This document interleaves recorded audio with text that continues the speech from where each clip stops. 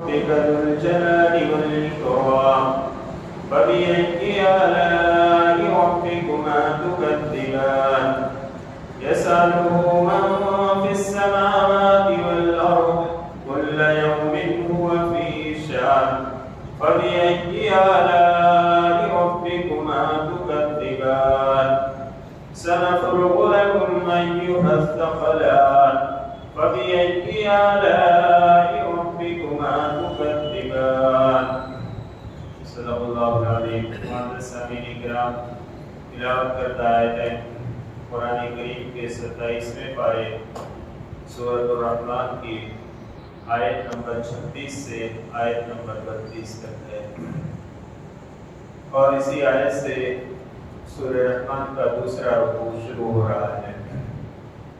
اللہ رب العزت نے سورہ رحمن کی جو 25 آیتیں گزری، اس میں اس دنیا میں اللہ رب العزت نے جو انسانوں پر انعام اکرام فرمایا ہے اور اس دنیا کی تخلیق کی ہے، اور اس میں اللہ کی بے شمار نعمتیں ہیں، ان نعمتوں کا اللہ تعالی نے تذکرہ کیا. ابھی جو آیتیں تلاوت کی گئی ہیں، بلکہ اس پورے رکوع میں اللہ رب العزت نے جو دوسری دنیا ہے جسے آخرت کی زندگی کہا جاتا ہے، جو قیامت کے بعد وقوع پذیر ہوگی، اس کے بارے میں اللہ تعالی نے ذکر فرمایا. اللہ تعالی فرماتے ہیں کل من علیہا فان، اس زمین میں جو کوئی بھی ہے فنا ہونے والا ہے.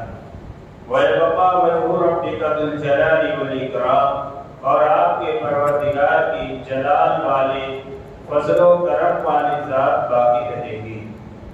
اللہ رب العزت نے اس دنیا کے بارے میں فرمایا کہ اس روئے زمین پر جو کوئی بھی ہے، جتنی بھی مخلوقات ہیں جن کو اللہ تعالیٰ نے پیدا کیا، وہ ساری کی ساری چیزیں فنا ہو جائیں گی، ختم ہو جائیں گی، کوئی چیز باقی نہیں رہے گی. صرف اور صرف اللہ کی ذات باقی رہے گی، اور وہ اللہ کی ذات ایسی ہے جو عظمت والی ہے، فضل والی بھی ہے، کرم والی بھی.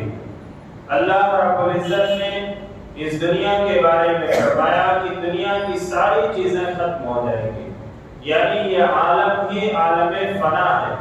یہ دنیا ہی ایسی ہے جو فنا ہونے والی ہے، ختم ہونے والی ہے. اس کے بالمقابل جو آخرت ہے وہ عالم بقا ہے، وہ ہمیشہ رہنے والی ہے، ہمیشہ باقی رہنے والی ہے.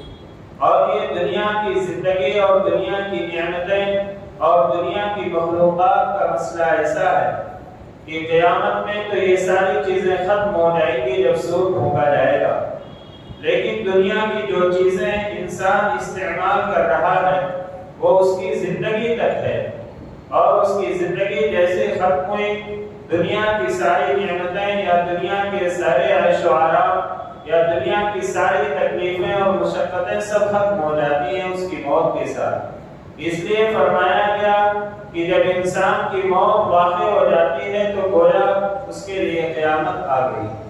تو اللہ تعالیٰ نے فرمایا کہ اس روئے زمین کی ساری چیزیں فنا ہونے والی ہیں، ختم ہونے والی ہیں، اور صرف اللہ کی ذات باقی رہے گی جو جلال والی اور فضل و کرم والی ذات ہے.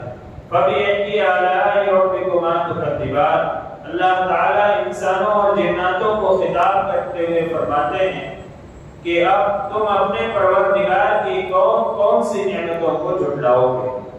اگر بظاہر یہ دیکھا جائے کہ یہ دنیا کا خاتمہ اور قیامت کا آنا اگر بظاہر سوچا جائے تو کوئی اللہ کی نعمت نہیں ہے، لیکن جو مومن ہیں جن کے دلوں میں ایمان ہے اور جو اللہ سے محبت رکھتے ہیں اور آخرت کی زندگی کو برحق سمجھتے ہیں، ان کے لیے اس میں بھی بہت بڑی نعمت ہے کہ یہ عالم جو فنا ہے یہ ختم ہو جائے گی، اور یہ جو دنیا کی زندگی ہے اور اس کا جو عیش و آرام ہے یہ ادھورا.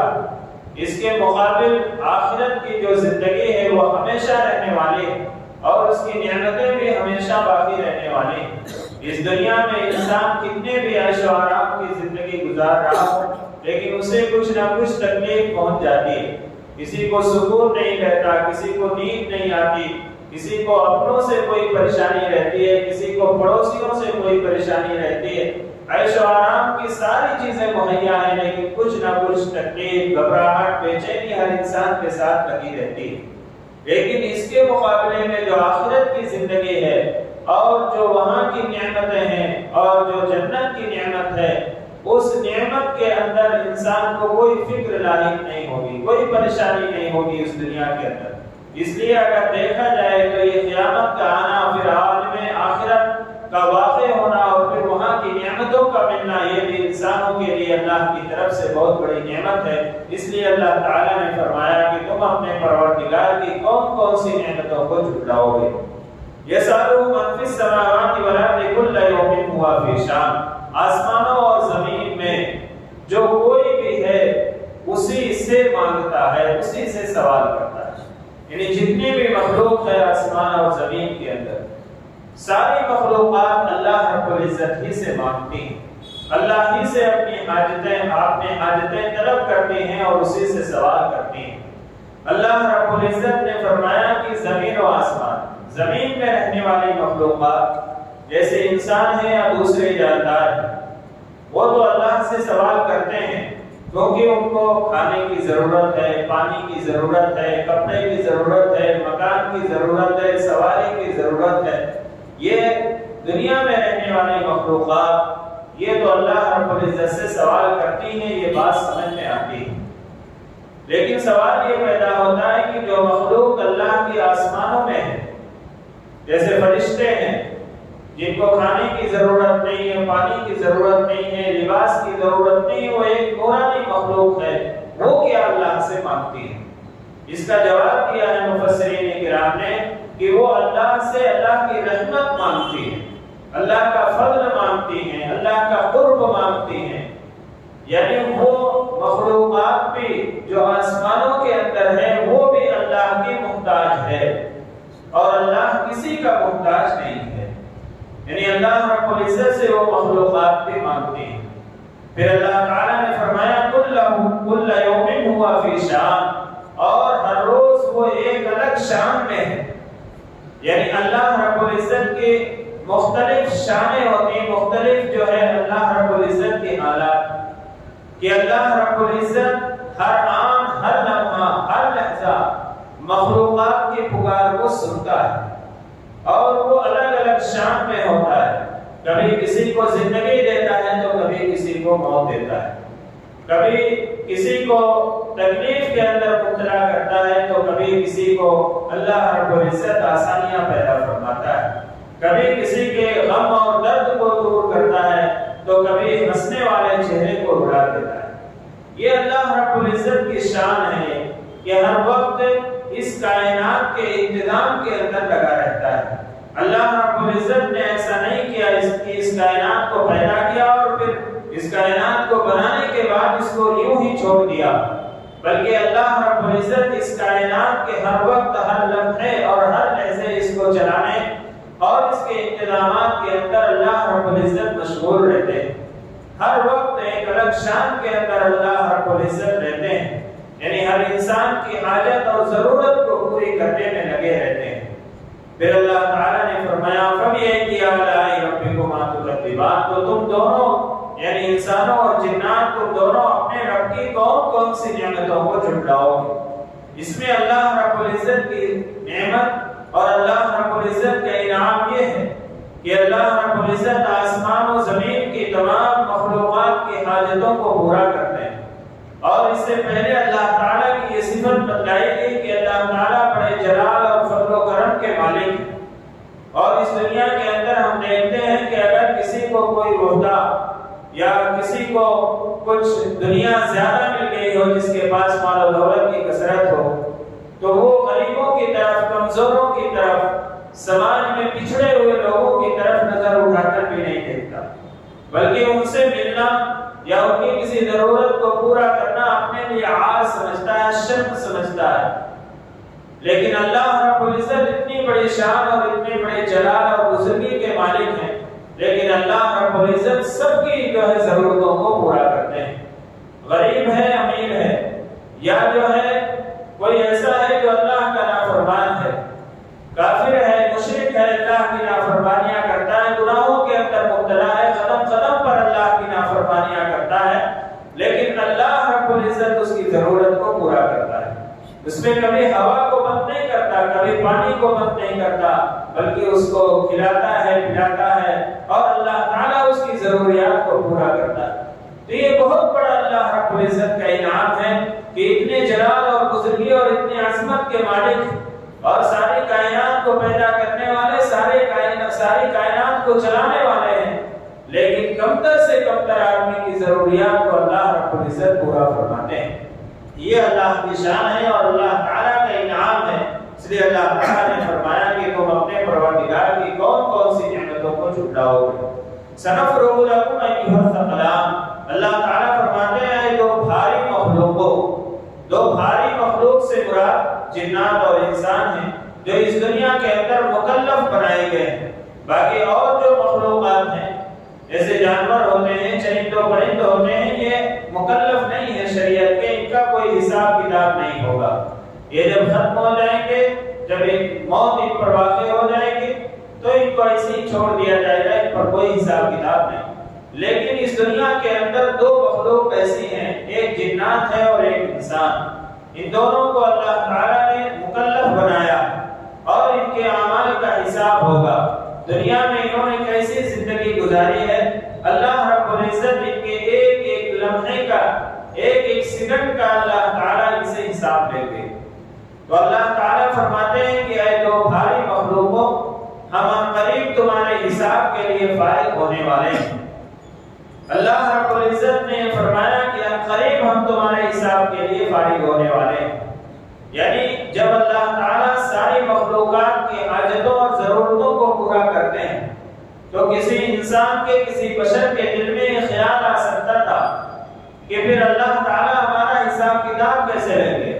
اللہ تعالیٰ تو مصروف ہے، دوسرے کاموں کے اندر مشغول ہے، اللہ تعالیٰ ہمارا حساب کتاب کیسے لیں گے؟ یہ خیال آ سکتا تھا۔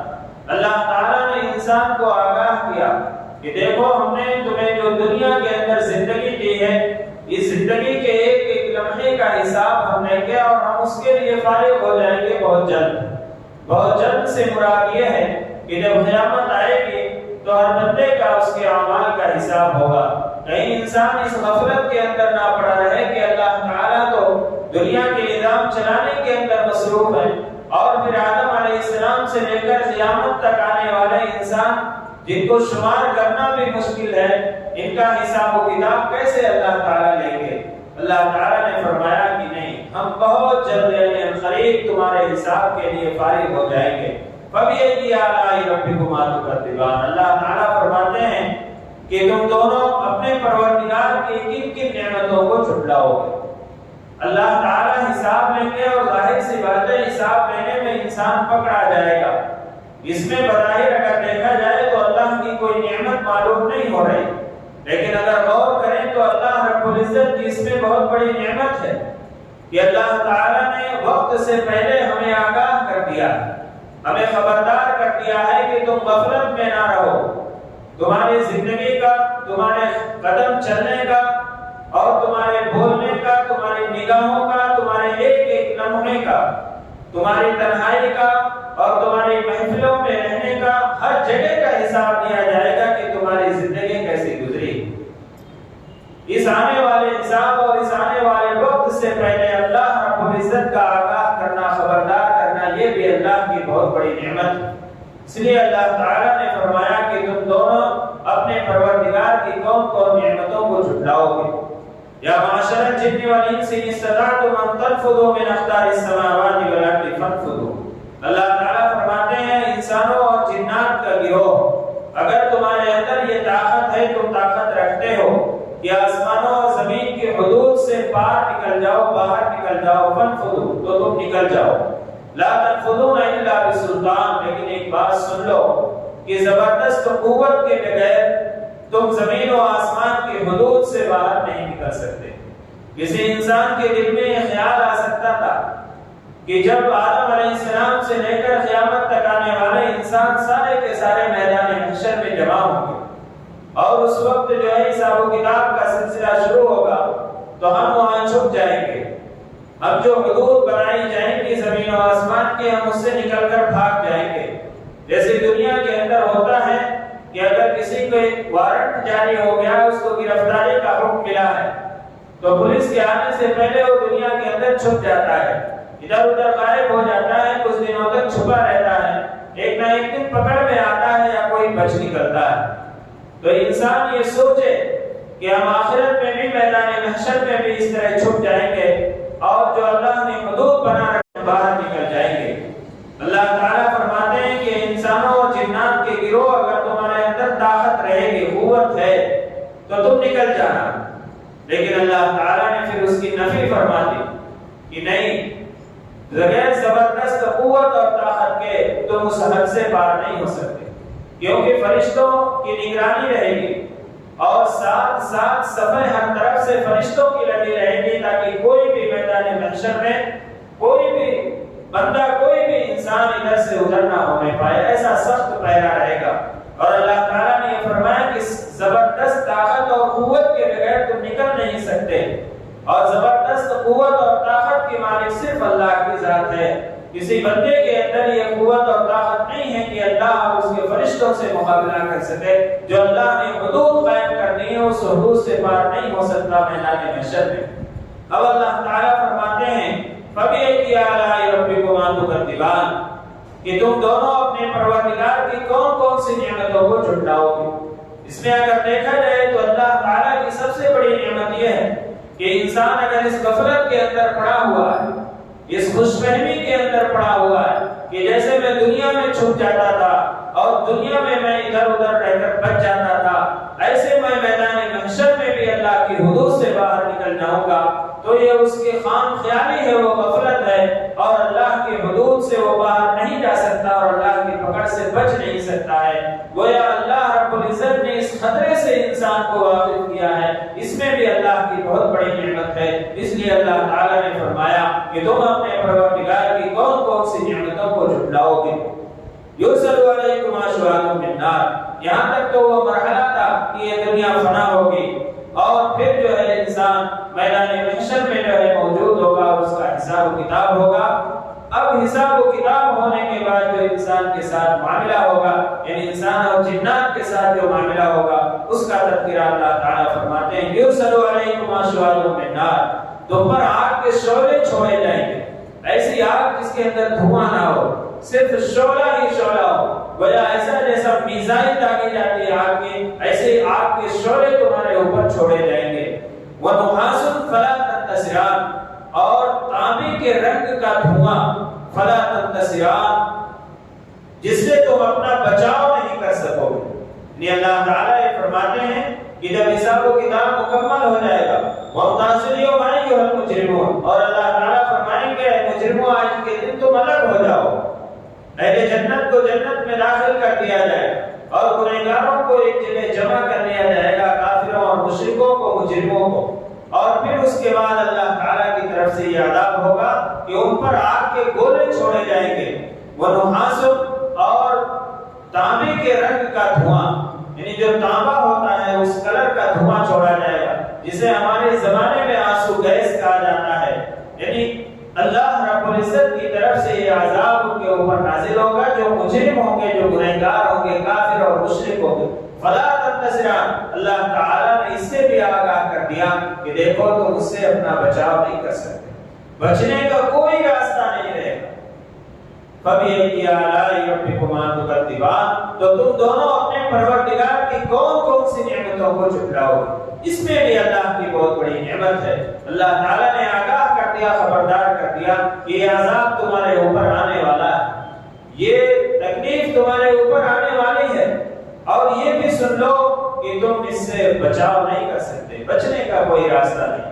دنیا میں اگر کوئی شخص کسی انسان کو بتلا دے کہ بھئی یہ راستہ جو آپ جا رہے ہیں، اس راستے پر خطرہ ہے، اس پہ چور اور ڈاکو رہتے ہیں، آپ کو لوٹ لیں گے، آپ کا سامان لوٹ لیں گے، آپ کو ختم نہیں کر سکتے، وہ آدمی یا جو ہے معمولی سی چیز اگر کوئی کسی کو بتا دے کہ بھائی آپ اس روٹ سے جا رہے ہیں، اس روٹ پہ ٹریفک بہت زیادہ رہتی ہے، آپ کا وقت بہت ضائع ہو جائے، تو اس کا شکریہ ادا کرتا ہے کہ آپ کا شکریہ، آپ نے مجھے بتلایا اور اس جو ہے پریشانی سے مجھے آگاہ کیا، اس کا شکر ادا کرتا ہے۔ اللہ رب العزت ایک انسان کو بتا رہے ہیں، اسے خبردار کر رہے ہیں کہ دیکھو تمہارے گناہوں کی وجہ سے، تمہاری نافرمانیوں کی وجہ سے تم پر آگ کے شعلے داغے جائیں گے، اور تم پر آنسو جو ہے گیس چھوڑی جائے گی، دھواں چھوڑا جائے گا، اور پھر وہاں تمہیں کوئی بچانے والا نہیں ہوگا اس تکلیف سے۔ یہ تو بہت بڑی نعمت ہے اللہ کی اور بہت بڑا انعام ہے۔ اس لیے اللہ تعالیٰ نے فرمایا کہ تم دونوں اپنے پروردگار کی کون کون سی نعمتوں کو جھٹلاؤ گے۔ فَإِذَا انشَقَّتِ السَّمَاءُ فَكَانَتْ وَرْدَةً كَالدِّهَانِ، اللہ تعالیٰ اس آسمان کے بارے میں فرما رہے ہیں کہ یہ جو نیلا آسمان ہے، نیل کو رنگ ہے جو بہت خوبصورت لگتا ہے، اس کے بارے میں فرماتے ہیں اللہ تعالیٰ فَإِذَا انشَقَّتِ السَّمَاءُ، پھر اس وقت جب آسمان پھٹ پڑے گا، فَكَانَتْ وَرْدَةً كَالدِّهَانِ، تو لال چمڑے کی طرح سرخ گلاب ہو جائے گا۔ یعنی اللہ تعالیٰ فرماتے ہیں یہ آسمان جو آج نیلا دکھ رہا ہے یہ سرخ چمڑے کی طرح ہو جائے گا، ایسا چمڑا جس کے اندر سکڑن رہتی ہے اور وہ سرخ ہوتا ہے، لال ہوتا ہے۔ بعض لوگوں نے کدہان کا ترجمہ تیل کے تلچھٹ کی طرح کیا ہے کہ جیسا تیل جب اس کے اندر کوئی چیز تلی جاتی ہے اور جب تیل کے اندر نیچے کا جو حصہ ہوتا ہے، جو بچا ہوا تیل ہوتا ہے، اس کے اندر تلچھٹ ہوتا ہے، ویسا یہ آسمان ہو جائے گا اور یہ سرخ رنگ کا ہو جائے گا۔ سرخ رنگ کی تشبیہ جو ہے عموماً غصے سے کی جاتی ہے، جیسے کہا جاتا ہے فلاں انسان کا چہرہ غصے کی وجہ سے لال ہو گیا، سرخ ہو گیا، تو گویا یہ بھی ایک جو ہے اللہ تعالیٰ کے عذاب کی نشانی ہے کہ یہ آسمان جو خوبصورت نیلو رنگ کا نیلا دکھ رہا ہے یہ قیامت کے دن پھٹ پڑے گا اور لال چمڑے کی طرح ہو جائے گا، سرخ ہو جائے گا۔ فَبِأَيِّ آلَاءِ رَبِّكُمَا تُكَذِّبَانِ، اللہ تعالیٰ فرماتے ہیں تم اپنے پروردگار کی کون کون سی نعمتوں کو جھٹلاؤ گے۔ یعنی اللہ رب العزت نے قیامت سے آگاہ کیا ہے۔ یہ آسمان جو انسان اپنی زندگی پورا دیکھتا رہتا ہے اور یہ سوچتا ہے کہ یہ کتنا مضبوط ہے، لیکن یہی آسمان ایک دن ایسا آئے گا کہ یہ پھٹ پڑے گا اور سرخ چمڑے کی طرح ہو جائے گا۔ گویا اللہ تعالیٰ نے اس خطرے سے بھی انسان کو آگاہ کیا اور یہ فرمایا کہ تم اپنے پروردگار کی کون کون سی نعمتوں کو جھٹلاؤ گے۔ فَيَوْمَئِذٍ لَا يُسْأَلُ عَنْ ذَنبِهِ إِنسٌ وَلَا جَانٌ، اللہ تعالیٰ فرماتے ہیں کہ اس دن کسی انسان سے اس کے گناہ کے بارے میں نہ پوچھا جائے گا اور نہ کسی جنات سے۔ یعنی یہ مرحلہ اس وقت ہوگا جب حساب و کتاب ہو جائے گا، اب جہنم کے اندر داخل کیا جائے گا تو اب یہ نہیں پوچھا جائے گا کہ تم نے گناہ کیوں کیا، نہ کسی انسان سے نہ کسی جنات سے، کیونکہ حجت پوری ہو گئی، حساب و کتاب پورا ہو گیا۔ اور دوسرا اس کا مطلب یہ ہے کہ کوئی پوچھنے کی ضرورت ہی نہیں رہے گی، ساری چیزیں اللہ کے علم میں ہے اور ہر بندے کا نام اعمال تیار رکھا ہوا ہے۔ اور اس کے بعد ایک خاص وجہ جو اگلی آیت میں آ رہی ہے کہ کسی انسان سے پوچھا نہیں جائے گا کہ تم نے جو ہے یہ گناہ کیوں کیا یا کون کون سا گناہ کیا ہے۔ کیوں؟ اللہ تعالیٰ فرماتے ہیں یعرف المجرمون بسیماہم، کہ مجرموں کو ان کے علامتوں سے پہچان لیا جائے گا، فیؤخذ بالنواصی والاقدام، اور پھر اس کے سر کے بال اور قدم پکڑ کر اس کو جہنم کے اندر ڈال دیا جائے گا۔ یعنی اللہ تعالیٰ یہ فرماتے ہیں کہ جو بندہ جس گناہ کے اندر مبتلا رہے گا اس کی علامت، اس کی نشانی سے اسے اللہ رب العزت پہچان لیں گے کہ یہ بندہ جو اس گناہ کے اندر مبتلا تھا۔ اس لیے آج جو گناہ ہم چھپ کے کرتے ہیں اللہ رب العزت اس گناہ کو میدان محشر میں ظاہر فرما دیتے اور ہمارے جسم کے اعضاء اور ہماری علامتوں سے یہ پہچان لیا جائے گا کہ یہ بندہ اس گناہ کے اندر مبتلا ہے۔ اس لیے کسی بندے سے، کسی انسان سے، نہ کسی جنات سے پوچھنے کی ضرورت نہیں۔ ایک تو اللہ کا علم اتنا وسیع ہے کہ اللہ کے علم میں ساری باتیں ہیں کہ کس بندے نے کیا گناہ کیا، دوسرے اس کا اعمال نامہ تیار رکھا ہوا ہے، تیسرے فرشتوں کو بھی اس کا علم ہے جو اعمال نامہ لکھنے والے ہیں، اور اسی طریقے سے جو ہے خود مجرموں کی علامتوں سے پہچان لیا جائے گا کہ یہ مجرم ہے، یہ گنہگار ہے، یہ دنیا کے اندر یہ گناہ کیا کرتا تھا۔ فَيُؤْخَذُ بِالنَّوَاصِي وَالْأَقْدَامِ، پھر اسے سر کے بالوں اور قدموں کے ذریعے پکڑ لیا جائے گا اور پکڑ کر اس کو جہنم کے اندر داخل کر دیا۔ جھونک دیا جائے گا۔ جیسے آگ جل رہی ہو تو کوئی لکڑی ہوتی ہے، اگر بڑی لکڑی وہ ہے یا ایسی ہے جو اس کو دونوں سروں یعنی کناروں کو پکڑ کر جو ہے وہ آگ کے اندر اس کو ڈال دیا جاتا ہے، جہنم کے اندر اس کو ایسے ہی انسانوں کو ڈال دیا جائے گا۔ تو اللہ تعالیٰ فرماتے ہیں فَبِأَيِّ آلَاءِ رَبِّكُمَا تُكَذِّبَانِ کہ تم دونوں اپنے پروردگار کی کون کون سی نعمتوں کو جھٹلاؤ گے۔ یعنی اس میں بھی اللہ رب العزت کی بہت بڑی نعمت ہے اور انعام ہے کہ اللہ رب العزت نے انسان کو آنے والی تکلیف سے آگاہ کیا کہ دیکھو جو بھی تم گناہ کرتے ہو کل قیامت کے دن تم چھپ نہیں سکتے، تم اس سے اپنے آپ کو بچا نہیں سکتے، تمہارے پاس جو ہے اس سے بچنے کے لیے کوئی راستہ نہیں ہوگا۔ اللہ رب العزت کے پاس سارے ریکارڈ موجود ہیں، سارے ریکارڈ، اور سب سے بڑا ریکارڈ یہی رہے گا کہ مجرموں کی علامتوں سے اسے پہچان لیا جائے۔ اور ہمارے جسم کے اعضاء، سورہ یاسین میں اللہ تعالیٰ نے فرمایا کہ جسم کے اعضاء اس کی گواہی دیں گے اس کے گناہ کے اور اس کے مجرم ہونے کی، تو آپ بچنے والے نہیں ہیں۔ اللہ تعالیٰ نے اس جو ہے آنے والی مصیبت اور پریشانی سے جو آگاہ کیا ہے، اس میں بھی اللہ کا بہت بڑا انعام و اکرام ہے۔ اس لیے اللہ تعالیٰ نے فرمایا کہ اپنے پروردگار کی کن نعمتوں کو تم جھٹلاؤ گے۔ هذه جہنم التي يكذب بها المجرمون، اللہ تعالیٰ فرمائیں گے کہ یہ ہے وہ جہنم جس کا مجرم لوگ انکار کرتے تھے، جھٹلاتے تھے۔ جو گنہگار ہیں، جو کافر ہیں، جو مشرک ہیں، وہ آخرت کی زندگی کے قائل نہیں، اور پھر اس میں جو انعام و اکرام ہوگا یا اعمال کے اوپر جو سزا ملے گی اس کے بھی وہ قائل نہیں۔ اللہ تعالیٰ اس وقت کہیں گے کہ یہ ہے وہ جہنم جس کا مجرم لوگ جھٹلاتے تھے یعنی انکار کرتے تھے۔ اور پھر اللہ تعالیٰ فرماتے ہیں یطوفون بینہا وبین حمیم آن، کہ وہ اس کے اور کھولتے ہوئے پانی کے درمیان چکر لگا رہے ہیں۔ جہنم کے اندر جو جہنمی ہوں گے جب ان کو پیاس لگے گی تو ان کو ایک چشمے کی طرف اشارہ کیا جائے گا، پانی کے چشمے کی طرف۔ جب وہاں وہ پہنچیں گے تو پانی کھولتا ہوگا، جیسے ہانڈے اور بھگونے کے اندر جب پانی کھولتا ہے ابلتا ہے، ایسے ہی وہ پانی کھول رہا ہوگا۔ جب اس کو پی لیں گے، اگر اتنی شدت کی پیاس لگی رہے گی کہ جب اس کو پیئیں گے تو ان کی انگلیاں کٹ کر جو ہے وہ نیچے گر جائیں گی، نکل جائیں گے۔ تو اللہ تعالیٰ فرماتے ہیں کہ یہ وہی جہنم ہے جس کا مجرم لوگ جو دنیا کے اندر کافر اور مشرک تھے انکار کر رہے تھے، اور پھر جب ان کو پیاس لگے گی تو یہ چشمے کے پاس جائیں گے، پھر بھاگ کر آئیں گے، پھر پیاس لگے گی پھر اسی چشمے کی طرف جائیں گے، لیکن وہ پانی ایسا کھولتا ہوا ہوگا کہ ان کو پینے کی ہمت نہیں ہوگی۔ تو اللہ تعالیٰ فرماتے ہیں کہ یہ ان دونوں کے درمیان یعنی جہنم اور چشمے کے درمیان یہ چکر لگا رہے ہوں گے۔ فَبِأَيِّ آلَاءِ رَبِّكُمَا تُكَذِّبَانِ، تو تم دونوں اپنے رب کی کون کون سی نعمتوں کو جھٹلاؤ گے۔ یعنی اللہ تعالیٰ نے جو آنے والی مصیبت ہے اس سے جو آگاہ کیا ہے، یہ اللہ رب العزت کا بہت بڑا انعام و اکرام۔